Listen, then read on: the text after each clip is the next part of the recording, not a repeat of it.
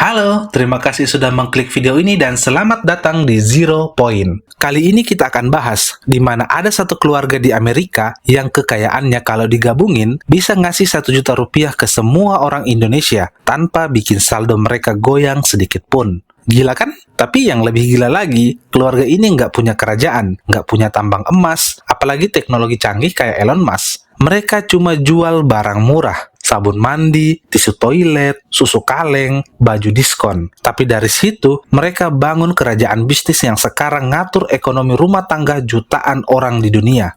Namanya keluarga Walton, pemilik Walmart, perusahaan retail terbesar di planet ini. Tapi cerita ini bukan cuma soal bisnis, ini soal dinasti kekuasaan, soal gimana satu keluarga bisa jadi invisible hand yang diam-diam ngatur ekonomi global. Mereka nggak kayak keluarga Crazy Rich yang suka pamer di Instagram, nggak banyak wawancara, nggak suka tampil, tapi duit, wah nggak ada obat. Jadi kita bakal kupas habis siapa sebenarnya keluarga Walton, gimana mereka bisa bangun kerajaan dari toko kecil di kota sepi, sampai jadi penguasa retail sedunia. Mulai dari strategi brutal mereka di pasar, sisi gelap di balik harga murah, sampai gimana mereka jaga kekayaan itu tetap aman turun-temurun. Jadi siapin kopi lo, karena ini bukan cuma cerita tentang bisnis, ini cerita tentang uang, kuasa, dan keluarga yang mungkin lebih kuat dari presiden manapun. Oke, kita mulai dari awal. Gimana toko kecil di Arkansas bisa jadi toko paling berpengaruh di dunia?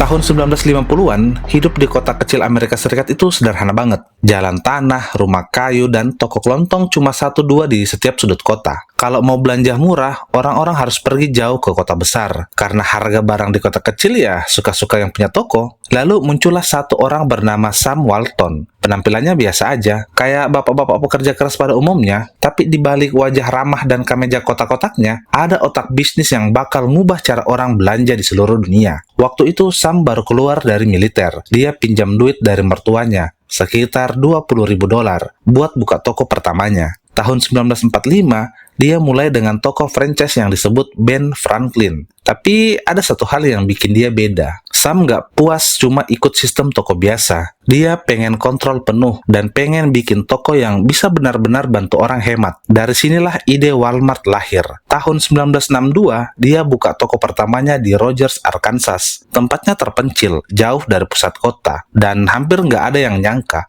bisa jadi titik lahirnya raksasa retail dunia. Dari hari pertama, prinsipnya cuma satu, barang murah setiap hari tanpa promo palsu. Sam rela untung tipis asal barang cepat muter. Lebih baik jual 1.000 barang dengan untung kecil daripada 10 barang dengan untung besar. Strateginya sederhana tapi revolusioner. Dia beli barang langsung dari pabrik dalam jumlah besar, motong jalur distributor. Harga jadi makin murah dan itu yang dia lempar ke pelanggan. Efeknya luar biasa. Orang-orang dari kota tetangga datang karena dengar toko ini jual lebih murah dari tempat lain. Nggak berhenti di situ, Sam juga bangun sistem logistik sendiri. Dia bikin gudang pusat dan armada truk buat kirim barang ke semua tokonya. Efisien, cepat, dan hemat biaya. Dan yang lebih gokil, tahun 1980-an, saat banyak toko belum ngerti komputer, Walmart udah pakai teknologi buat ngelacak penjualan real time. Setiap barang yang ke-scan di kasir langsung masuk ke sistem. Jadi kalau stok habis, gudang langsung kirim tanpa nunggu toko lapor. Inovasi demi inovasi bikin Walmart beda kelas. Bukan cuma toko, tapi mesin bisnis yang nggak bisa dihentikan. Dari satu toko kecil di Arkansas, Walmart tumbuh jadi jaringan raksasa. 70 toko dalam 10 tahun, dan ratusan toko di 2 dekade berikutnya. Jadi cerita barunya justru dimulai setelah itu, karena begitu Sam bangun pondasinya, estafet kekuasaan pindah ke tangan anak-anaknya, dan keluarga Walton pun menjelma jadi dinasti bisnis paling kaya sedunia. Setelah Sam Walton membangun pondasi Walmart, tongkat estafet bisnis nggak jatuh ke orang luar, tapi tetap dipegang erat sama keluarganya sendiri. Dan disinilah cerita keluarga Walton, mulai kelihatan beda dari keluarga bisnis kebanyakan. Mereka nggak tampil glamor, nggak suka muncul di depan kamera, tapi kuasa dan duit mereka ngalir tanpa batas. Salah satu anak Sam bernama Rob Walton jadi penerus utama. Dia pegang posisi ketua dewan direksi di Walmart selama lebih dari 2 dekade. Nggak banyak gaya, tapi pengaruhnya gede banget di balik layar. Lalu ada Jim Walton, adiknya Rob. Dia lebih fokus di sektor keuangan, duduk sebagai bos besar di Harvest Bank, bank milik keluarga yang punya cabang di seluruh wilayah selatan Amerika. Satu lagi nih yang nggak kalah menarik, Alice Walton. Dia nggak terlalu ikut ngatur Walmart, tapi justru jadi sorotan di dunia seni. Alice bangun Crystal Bridge Museum of American Art, museum mewah dibiayai dari kantong pribadinya, dan koleksinya bernilai ratusan juta dolar. Dan ada satu lagi, yaitu John Walton, mantan tentara dan pilot. Punya jiwa petualang yang beda dari saudara-saudaranya. Tapi sayangnya, John Walton wafat tahun 2005 karena kecelakaan pesawat. Semua anak Sam Walton punya satu kesamaan. Mereka dikasih warisan yang bukan cuma saham dan uang, tapi juga mentalitas, kerja keras, efisiensi, dan kontrol bisnis yang ketat. Melalui entitas keluarga bernama Walton Enterprise dan Walmart Family Holdings Trust, mereka mengatur sekitar 50% saham Walmart. Artinya, mereka punya kuasa penuh atas arah perusahaan retail terbesar dunia. Dan nilai saham itu nggak main-main. Gabungan kekayaan keluarga Walton sekarang tembus lebih dari 200 miliar dolar. Itu setara ribuan triliun rupiah. Tapi yang bikin orang heran, gaya hidup mereka jauh dari kata pamer, flexing. Rob Walton contohnya, dikenal suka naik mobil tua. Alice Walton pernah dikabarkan belanja sendirian di toko seni lokal. Nggak ada jet pribadi, nggak ada pesta mewah ala selebriti. Mereka lebih milih diem dan kerja dalam bayangan. Dan mungkin justru itu kekuatan mereka makin nggak kebaca.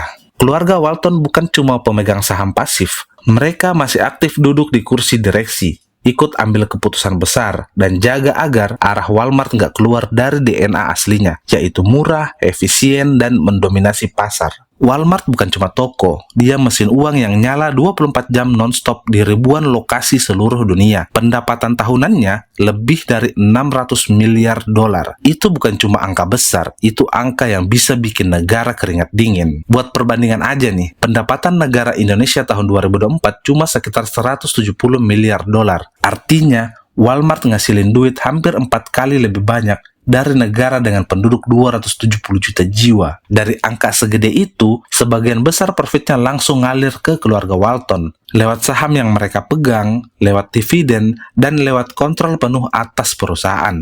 Tapi justru di sini muncul pertanyaan dan kritik dari banyak pihak. Pertama soal gaji. Sebagian besar karyawan Walmart digaji minimum wage. Bahkan ada laporan, beberapa dari mereka harus ambil bantuan sosial buat bisa makan. Ironis banget nih, perusahaan triliunan dolar, tapi pegawainya hidup mepet. Kritik lain muncul soal ekspansi brutal Walmart. Setiap kali mereka buka toko baru, toko kecil lokal seringkali nggak sanggup bersaing, dan akhirnya tutup. Harga Walmart susah ditandingi karena skala mereka terlalu besar. Dan kalau kalian pikir semua toko Walmart dikelola dengan cara yang ramah pekerja, sayangnya nggak selalu begitu. Ada banyak laporan soal jam kerja yang nggak manusiawi, tekanan untuk kerja cepat, dan minimnya tunjangan buat pegawai bawah. Tapi walaupun kritik berdatangan, Walmart tetap jalan, bahkan makin besar, dan keluarga Walton tetap duduk nyaman di puncak piramida. Selain Walmart, keluarga ini juga punya bisnis lain. Mereka punya Harvest Bank, salah satu bank swasta besar di wilayah selatan Amerika. Mereka juga punya yayasan amal, Walton Family Foundation. Lewat yayasan ini, mereka nyumbang buat pendidikan, lingkungan, dan komunitas lokal. Jumlah donasinya besar, tapi tetap aja banyak yang nyebut ini sebagai philanthropy washing. Citra baik lewat sumbangan, tapi masalah dasarnya nggak dibenerin. Dan dibalik semua itu,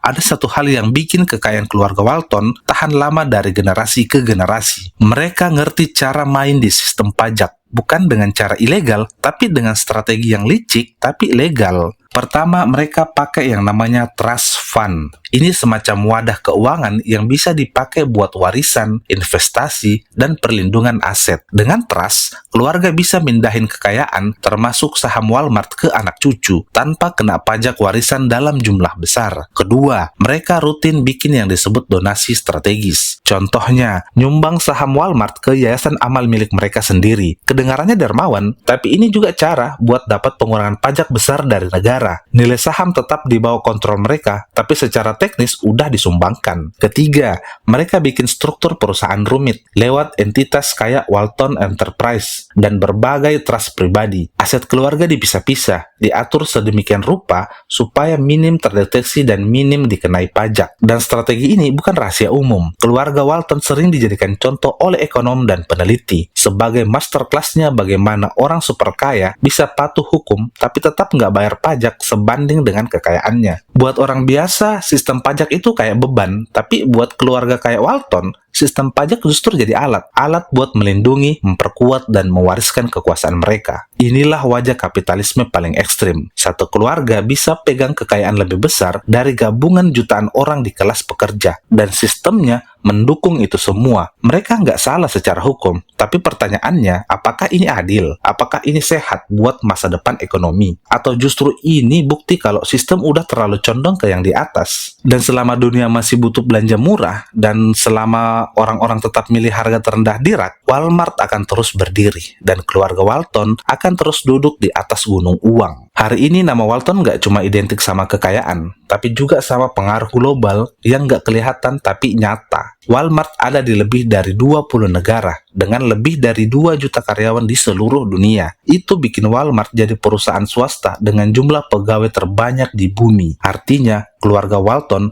punya kekuatan ekonomi yang bahkan bisa nandingi negara. Setiap keputusan bisnis Walmart bisa berdampak ke harga pangan, lapangan kerja, bahkan aturan pemerintah lokal. Kalian bisa lihat contohnya di negara-negara berkembang. Ketika Walmart masuk, harga barang bisa jadi lebih murah. Iya, tapi toko-toko kecil gulung tikar. Pasar jadi dikuasai satu pemain aja nih. Dan di balik semua itu, ada keluarga Walton yang tenang mengatur dari balik layar. Mereka jarang tampil di media, nggak aktif di medsos, nggak ada reality show, tapi nama mereka duduk manis di daftar orang terkaya versi Forbes setiap tahun. Yang menarik, keluarga Walton juga pelan-pelan lagi bikin transisi generasi. Anak dan cucu mereka mulai masuk ke dalam struktur bisnis dan yayasan. Ada yang fokus ke bidang lingkungan, ada yang mulai berani bersuara di isu sosial. Dan apakah mereka bakal berubah arah? Mungkin iya, tapi seberapa besar perubahan itu? Masih jadi tanda tanya besar. Yang jelas, selama orang di seluruh dunia masih nyari barang murah, selama harga tetap jadi raja dalam belanja harian, maka nama Walmart nggak akan hilang. Dan kekuasaan keluarga Walton nggak akan turun. Mereka udah bukan sekedar pemilik toko, mereka adalah arsitek ekonomi rumah tangga global. Dari sabun murah di Arkansas sampai strategi bisnis yang ngatur jutaan pekerja. Semuanya berujung di meja keluarga Walton. Dan kalian nggak harus suka sama mereka, tapi kalian nggak bisa ngelupain satu hal penting. Mereka ngerti cara main sistem, dan mereka mainnya sangat rapi. Jadi kalau kalian lagi jalan di lorong supermarket, ngambil produk diskonan, mungkin kalian nggak sadar, tapi kalian lagi jadi bagian dari mesin besar bernama Walmart. Mesin yang sejak awal dirancang dan dikendalikan satu keluarga, The Waltons.